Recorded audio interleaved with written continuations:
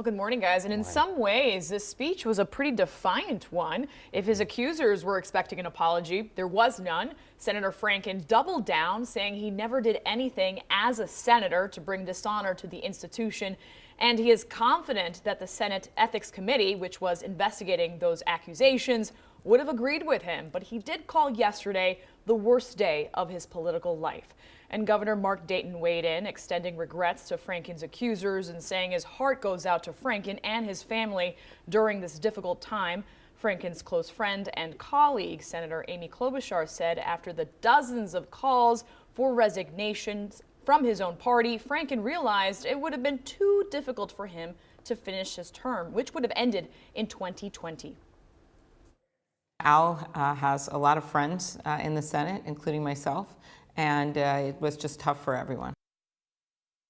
And the Star Tribune reports Senator Klobuchar said an apology to his accusers would have been nice. I mean, weeks, though, he hasn't really given us an exact date just yet. No exact date, but there is a reason why he's resigning in a couple of weeks, and he didn't resign yesterday, and that's because Democrats, they still need his vote.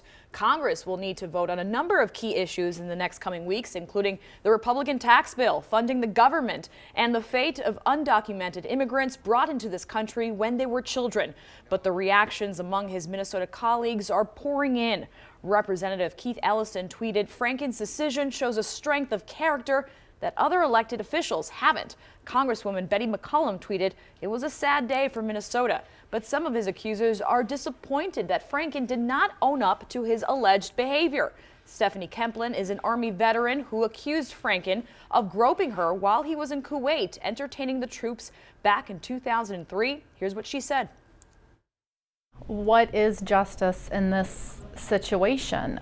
It's just sad overall. His resignation is just one of the consequences for what he's put us through. And the question many Minnesotans are asking, what is next for Al? Well, he told our reporter Lauren Lemanchek yesterday he's coming home to Minnesota, and in his speech he said he is not giving up his voice. He will continue to stand up for things he believes in, both as a citizen and as an activist. So it is very unlikely that we're never going to hear from him again. I'm pretty sure he's going to resurface some way, somehow, here in Minnesota at least.